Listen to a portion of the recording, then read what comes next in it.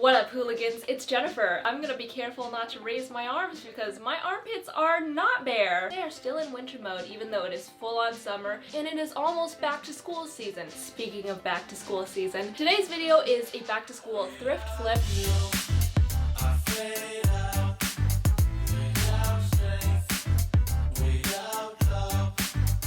None of the flips in this video are going to be anything scandy. They'll hopefully adhere to your school dress code. And most importantly, there will be no shoulders showing because God forbid we show a shoulder and all the boys are suddenly distracted and fail the class. The high school that I went to didn't really have a dress code that I knew of. Maybe it's just a Canadian thing, but I tried my best to adhere to what I think a dress code would be. Also, this is probably the toughest thrift flip that I've ever done because of one of the flips that I did, and you will see that in the video. Stay tuned because it's quite an adventure. Also, if you want to win this backpack, stay till the end of the video because I'm going to be giving this away in celebration of back to school. But without further ado, let's get started. Okay, for the first thrift flip, we're starting out pretty easy. So I thrifted this white kind of long sleeve collared shirt. This is from the little boy section. You guys know that is my favorite section to shop from at the thrift store, and you can kind of tell because the sleeves are supposed to be long sleeves, but they kind of rise up to the middle of my forearm. But I feel like that's a good sleeve length for back to school because it's like kind of hot, but also getting into the fall season. Bro, I'm sweating so much right now.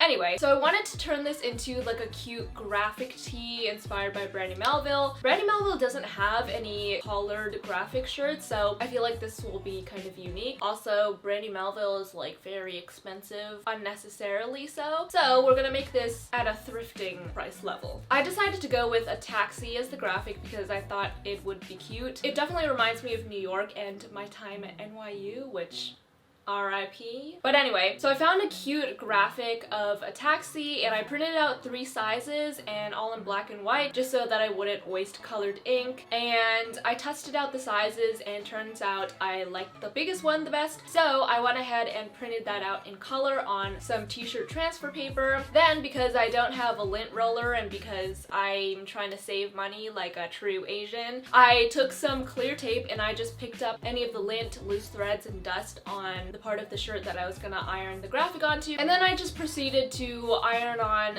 the image according to the instructions on my package. After that, the most satisfying part is peeling off the backing, and it revealed our cute little taxi. However, whenever I use t-shirt transfer paper, I feel like a fraud. Like, I feel like I'm a fake DIYer because I feel like using transfer paper is not real DIY. Maybe it's a me thing, but anyway, I want to go one step further and add some pizzazz. Does anyone under the age of 70 even use that word? So with my pencil, I lightly sketched out a wavy pattern that I wanted behind the car that kind of went in through the front and came out the back of the car, not your body. That sounds like the trajectory of food. Okay, whatever. Then I just went ahead and went over it with some black fabric paint and my paintbrush, and after I finished and let that dry, this is what it looks like. I think it turned out really, really cute. It's a super easy thrift flip. It's very like Brandy Melville vibes, but like saving $20 vibes, and also not going broke vibes, and also saving the environment vibes. So good vibes all around. Okay, so for the next thrift flip, this is literally the hardest and most convoluted thrift flip that I've ever done, I think. I ended up basically making a whole shirt from scratch, and I feel like my lack of any real fashion design knowledge and sewing skills really just became evident in this thrift flip, so let's go on this adventure, shall we? So this is the original shirt. It's an animal print shirt. I believe it's from H&M. I really like the print on it because animal print is coming back, or I thought I liked the print on it, but we will revisit that idea in a little bit. But I definitely did not like the style and fit of the shirt. It made me feel like I was a mother of 4 and I was out at wine night with the ladies, so I kind of did not want to feel like that. So when I got the shirt, I had a very clear vision of what I wanted. Basically, I wanted to make it into like a Milkmaid shirt with a very open neckline, the puffy sleeves, and I thought, you know, this is gonna be easy. I was wrong. So the first thing that I did was I laid out the shirt and I cut off the sleeves, and I cut along the fabric of the shirt and not the sleeve. Are you joking me? My neighbor's blasting music. I thought it was my neighbor. It's literally my dad. Bah! Hey. Can you turn off the... Thanks. Shout out my dad. After I cut off the sleeves, I marked where I wanted the top of the shirt to be, and then I drew a line across the top, took my scissors, and just cut that out. And then I folded down the front and also cut across the back. I made it a little bit higher than the front, which it actually doesn't matter. It really depends on if you want it higher or lower. I just randomly chose for it to be higher. Then I measured out how long I wanted my shirt to be. I measured like 25 centimeters. I also allowed for some seam allowance, so make sure you add that on. Then I just drew a line where I wanted it to end and I cut that out. Then I flipped the shirt, and for some reason I wanted the back to become the front because it was higher, but looking back I should have kept the front as the front because in the end the neckline is kind of higher than I would have wanted. But anyway, let's move on. So I flipped the shirt inside out and I cut off the little V on the top. I folded down the top to hem it. I kind of pinned it down so that it was angling down towards the center for kind of like a, is it called a sweetheart neckline? I'm really not sure. I'm just throwing in stuff to make it sound like I know what I'm doing, but I really don't. Then I went ahead and I just sewed along where I pinned, and after that was sewn, I also folded down the center just a little bit and sewed it so that it wouldn't fray. And this is the point where I got really confused. I just didn't know what to do next. Like, I knew what the end result should look like, but I didn't know the steps to get there. So I literally sat on this for like 2 weeks. I took a whole trip to LA. Needless to say, a sister was confusion. After I got back from my trip, I was like, you know what, I'm just gonna do something, and if it doesn't work, we can go back and try it again. So I decided to start with the sleeves. So I detached the original hem from the sleeve with my, what is this? It looks like a mini pitchfork. I'm gonna call it a sewing pitchfork because it sounds cute. I also opened up the hem along the length of the sleeve that attaches the two sides together. If you remember from the initial try-on, the sleeve is kind of tight on my arm, which is not going to be good if I want to create a puffy sleeve look. So essentially I'm going to extend the width of the sleeve. So I took the bottom of the fabric that we initially cut off the shirt, and I'm gonna use that fabric to extend the sleeve. So I measured the length of the opening of the sleeve. I copied that length to that piece of fabric, and I marked a rectangle 8 centimeters wide, and this is gonna be the extension length. I ended up doubling that so that I had 2 rectangles, one for each sleeve, and then I cut out each rectangle.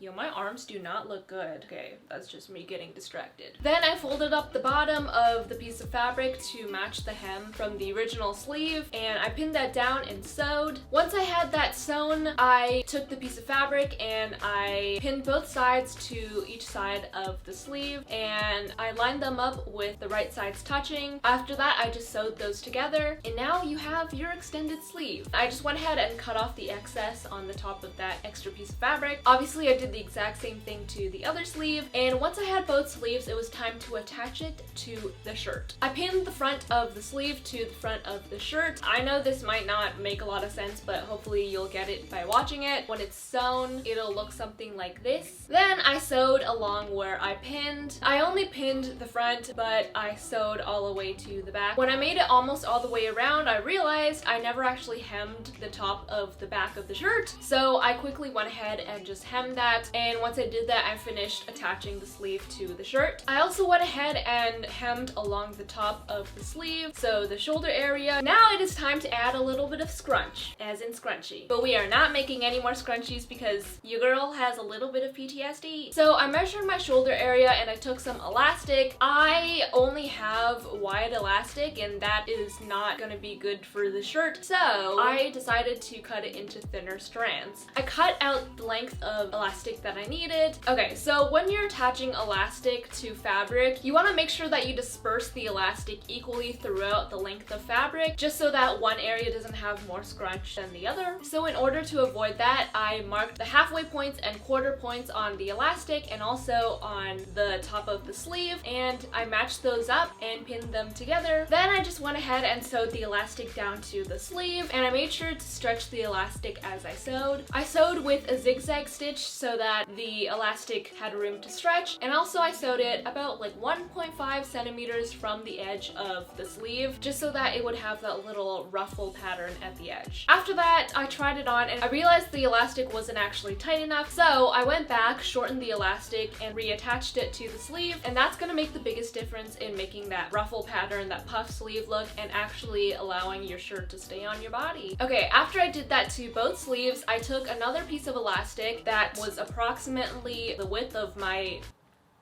chesticle.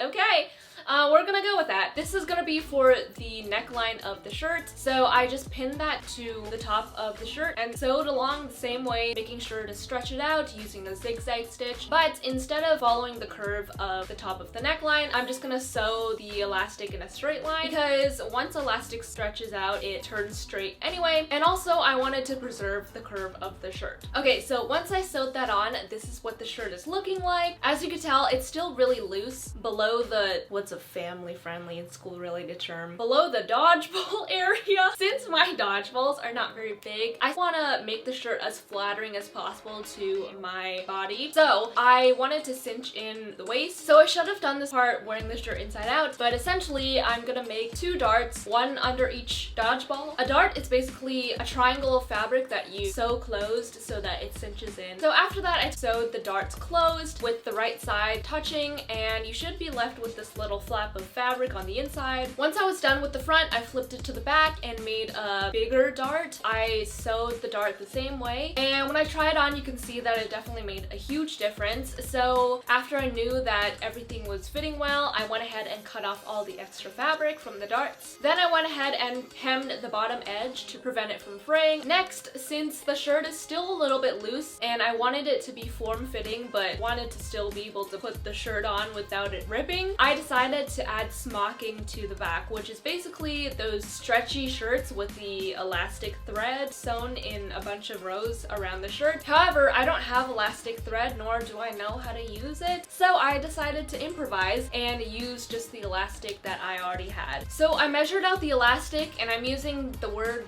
measured very loosely because I really just eyeballed it. Let's be honest, I really don't know what I'm doing with this. So I sewed the elastic across the back with a zigzag stitch in a straight line, and I stretched as I went. So I sewed 5 rows of elastic, and I made the rows tighter as it reached the bottom of the shirt. Now you can see that it turned into kind of a smocked top look. It's very stretchy. Okay, now we're finally on to the last step. So I took some of that leftover elastic, and we are going to use this to create the puffy sleeve look. So I measured it around my, let me use my braid and cover my armpit. I used the elastic to measure around my flabby arm. Anyway, you want it to fit around your arm but not be so tight that it's literally cutting off your circulation. So I marked the amount of elastic that I needed, cut it out, and sewed the ends together with a zigzag stitch. And then I just did the same thing as I did before with the shoulder area. I just marked equidistant points on the elastic and the sleeve and matched those up, pinned them together, sewed the elastic down to the sleeve, and then I'm finished with the shirt. And this is the final result. Now,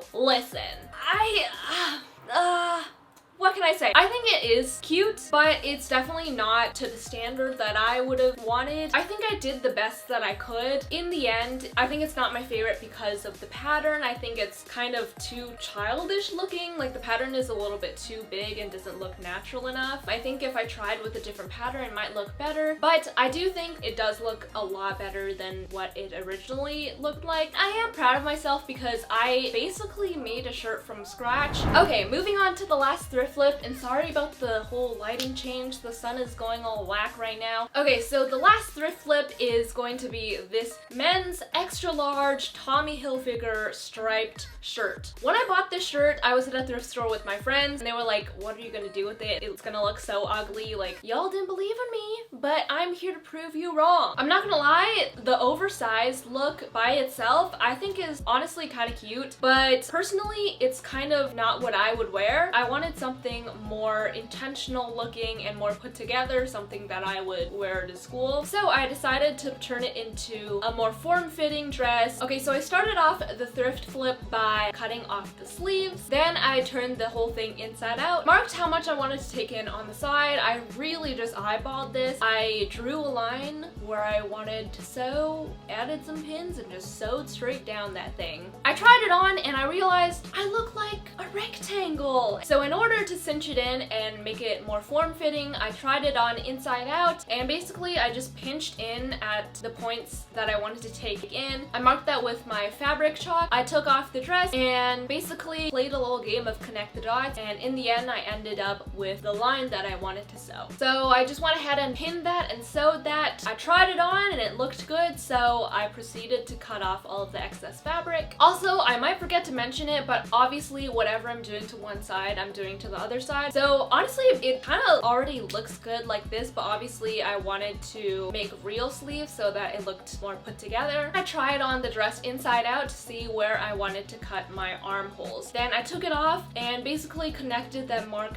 to the armpit and drew a curved line. Then I just cut off the excess and I left about 1.5 centimeters of seam allowance. Then I took the original sleeve and cut off the original hem. And then I went ahead and drew the new line for the new hem where I was gonna attach the sleeve to the dress. Then I flipped the dress right side out again and redrew the hemline because I accidentally did it on the inside. And in order to attach the sleeve properly to the dress, I measured out the circumference of the armhole and copied that measurement to the opening of the sleeve. I marked off how much of the sleeve I needed to take in and cut off the excess with some seam allowance. Then I opened up the sleeve fabric and pinned them together with the right sides touching, and I just sewed along that hemline. After that was sewn, I just flipped it inside out and now I had my sleeve. So now it is time to attach this to the body of the dress. I pinned the front of the sleeve to the front of the dress and lined it up along the armhole, and you want to do this with the right sides of the fabric touching. After that, I just went ahead and sewed that together, and once I sewed the front together, this is what it was looking like. But in order to sew the back side, I had to flip the shirt inside out, and then I just continued closing up the armhole, attaching the sleeve to the dress. And after that, I tried it on to see what it was looking like. Turns out the sleeve was a little bit longer than I intended for it to be. It kind of looks like biker shorts but for sleeves, and I wanted something a little bit shorter. So I detached the sleeve using my sewing pitchfork. I drew a new hemline, cut off the excess, and I attached the sleeve the exact same way as I did before, and this is the final result. I think it looks really, really cute, and I sent this to the group chat of my friends and they all said they were wrong. One of them said it looks like I own a country club, which I'm kind of down for that though. I really like this dress. I think it turned out really well. It's like form-fitting, but it's not too tight, so it's super comfy, and I believe it doesn't violate any dress codes. It might be a little bit too short for some of you guys, but I feel like I could definitely have worn this at my high school.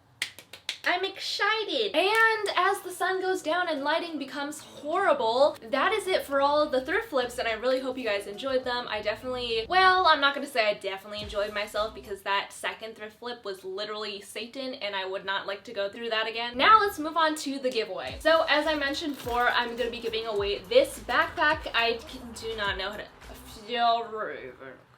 backpack, and it's this really pretty yellow color. It's the ochre color. I just wanted to do this little giveaway because it's back to school season and I want to give back to you guys. For the rules of the giveaway, all you have to do is just be subscribed to this channel, JENerationDIY. Can you hear that siren? And then just comment down below.